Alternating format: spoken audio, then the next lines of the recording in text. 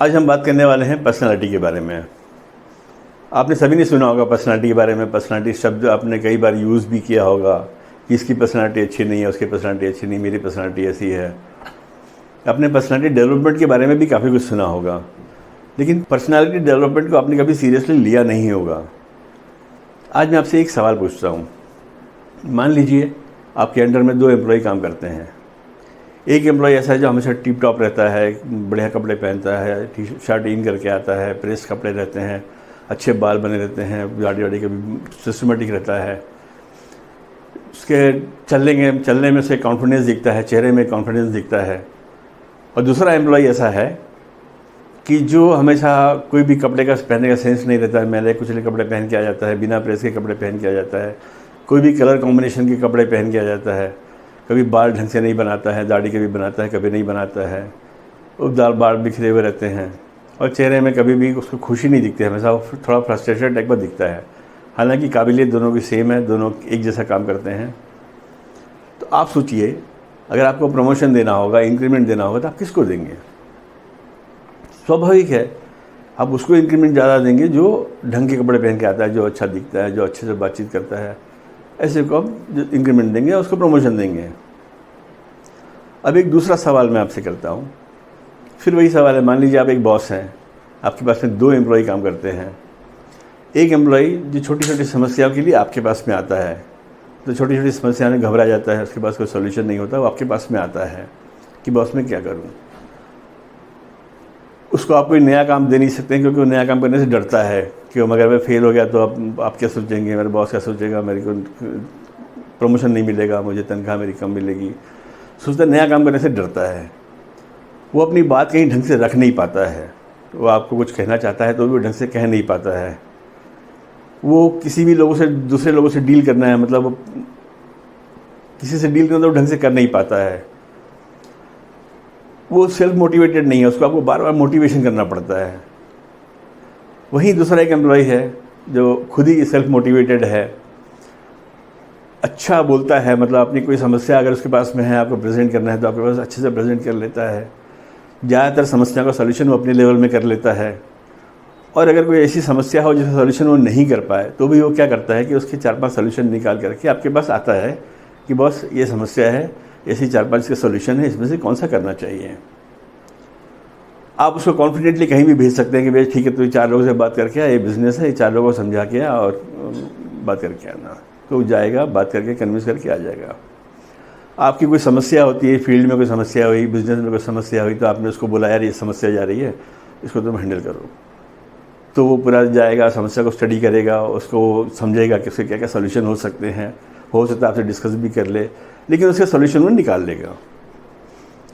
अब आप सोचिए कि अगर आपको प्रमोशन देना हो, इंक्रीमेंट देना हो, तो आप इसमें से किस व्यक्ति को देंगे? तो स्वाभाविक है आप ऐसे व्यक्ति को देंगे जो आपके लिए ज़्यादा उपयोगी है, जिसके लिए सॉल्यूशन आपके लिए निकाल सकता है, आपकी समस्या का सॉल्यूशन कर लेता है, खुद अपने आप काम कर लेता है, आपको गाइड करने की ज़्यादा ज़रूरत नहीं पड़ती है। ऐसे व्यक्ति को आप देंगे। तो इन दोनों केसेस पर डिफरेंस क्या है, दोनों व्यक्तियों में डिफरेंस क्या है? तो पहले केस में अगर हम देखेंगे तो पहले केस में फ़र्क है एक्सटर्नल पर्सनालिटी का। मतलब एक कहावत है, जो दिखता है वो बिकता है। जो अच्छा दिखेगा, अब मार्केट में जाते हैं कोई सब्ज़ी खरीदने के लिए, तो जो अच्छा दिखेगा वही सब्ज़ी खरीदते हैं। जो सब्ज़ी ख़राब दिखेगा उसको अपन नहीं खरीदते ना। आपने कोई सपोज मोबाइल खरीदना चाहा, मोबाइल कितना भी अच्छा परफॉर्मेंस हो, लेकिन जो दिखना भी तो अच्छा चाहिए मोबाइल, तभी आप लेंगे, नहीं तो नहीं लेंगे। तो कहावत है कि जो दिखता है वो बिकता है। इसीलिए ग्रूमिंग बहुत ज़रूरी है कि हम अच्छे कपड़े पहने, हम ग्रूमिंग हमेशा रखें। आप चाहें तो इसके लिए कुछ पर्सनल ब्रांडिंग भी आप कर सकते हैं अपना, कि हाँ आपकी एक अलग से पहचान हो। तो आप मेरे वेबसाइट में जाइए, पर्सनल ब्रांडिंग के बारे में आपको काफ़ी जानकारी मिल जाएगी। कई बुक्स, अच्छी बुक्स आपको मिल जाएंगी मेरे साइट में। आप देखिए, आप पढ़िए और अपना एक खुद का पर्सनल ब्रांडिंग कर सकते हैं। नहीं कर सके तो इतना तो करिए कि कम से कम अपना ग्रूमिंग का ध्यान रखिए, ढंग से कपड़े पहनिए, सिस्टमेटिक रहिए, अपने बाल ढंग से रखिए, है ना।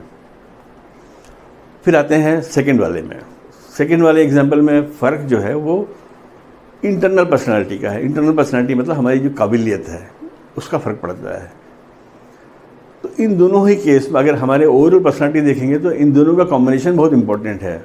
तो हमारी एक्सटर्नल पर्सनालिटी भी अच्छी होनी चाहिए और हमारी इंटरनल पर्सनालिटी भी अच्छी होनी चाहिए। तब हम ज़िंदगी में लगातार सक्सेस हासिल करते रहेंगे, हम आगे बढ़ते रहेंगे। इसके लिए आपको करना क्या होगा? मैं कहता हूँ इसको वैल्यू एडिशन।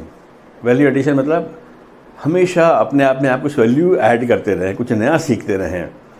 अगर आपको लगता है आपकी पब्लिक स्पीकिंग अच्छी नहीं है तो आप पब्लिक स्पीकिंग सीखिए। आपको लगता है कि आपको समस्या का सॉल्यूशन निकालने में प्रॉब्लम जाती है, प्रॉब्लम सॉल्विंग में प्रॉब्लम जाती है, तो आप प्रॉब्लम सॉल्विंग सीखिए। अगर आपको लगता है कि नहीं आपको कोई मोटिवेशन की ज़रूरत है तो मोटिवेशन के लिए बाहर क्यों दिखना, सेल्फ मोटिवेटेड होइए। ये सब चीज़ें आती हैं पर्सनालिटी डेवलपमेंट के अंदर में। तो अपना पर्सनालिटी डेवलपमेंट करने के लिए आपको प्रयास करने होंगे। कहते हैं ना कि सीखना बंद तो जीतना बंद। मतलब जब तक आप कुछ नया सीखते रहेंगे, आप ज़िंदगी में आगे बढ़ने की कोशिश करते रहेंगे, तब आप ज़िंदगी में आगे बढ़ेंगे। जिस दिन आपने सोच लिया मैं अब कुछ सीख नहीं सकता हूँ, जितनी मुझे तनख्वाह मिल रही है इतनी काफ़ी है, मुझे प्रोग्रेस नहीं करना है, तो आपकी मर्जी।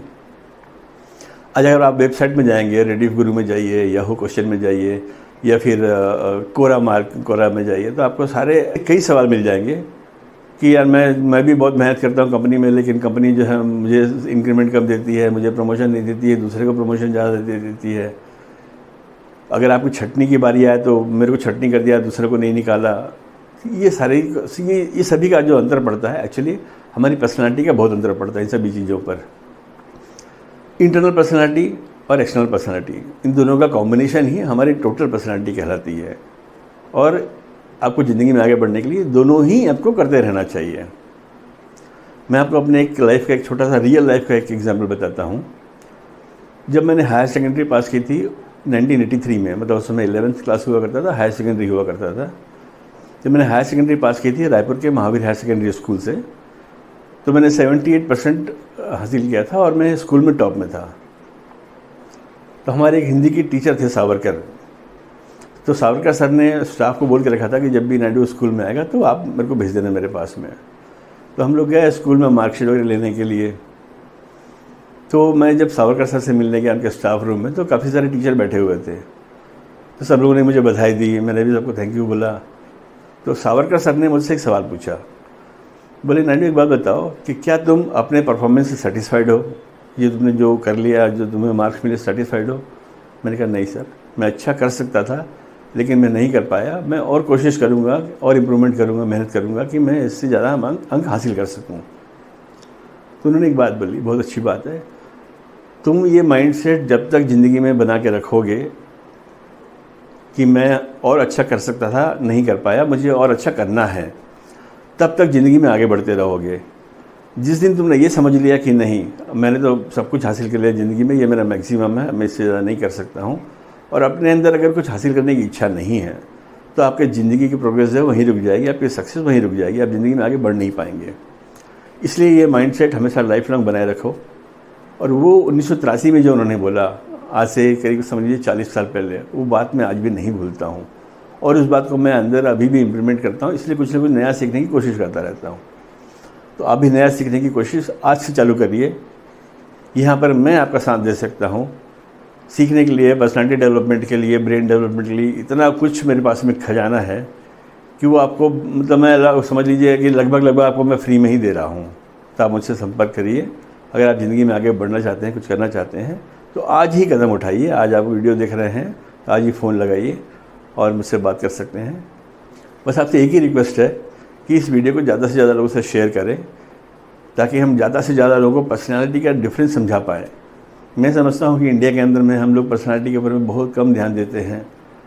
हम लोग हमेशा समस्याओं पे कॉन्सनट्रेट करते हैं कि अरे मेरे को इंक्रीमेंट नहीं मिल रहा है, सैलरी कम मिल रहा है, ज़्यादा मिलना चाहिए, प्रमोशन मेरे को नहीं मिलता है, मेरे को ज़्यादा मिलना चाहिए, मैं हकदार हूँ। ऐसा मेरे साथ भी हुआ है लाइफ में, प्रैक्टिकली मैंने एक्सपीरियंस किया है कि इन चीज़ों का बहुत फ़र्क पड़ता है। तो आज ही कदम उठाइए और ज़िंदगी भर खुश रहिए। धन्यवाद, नमस्ते।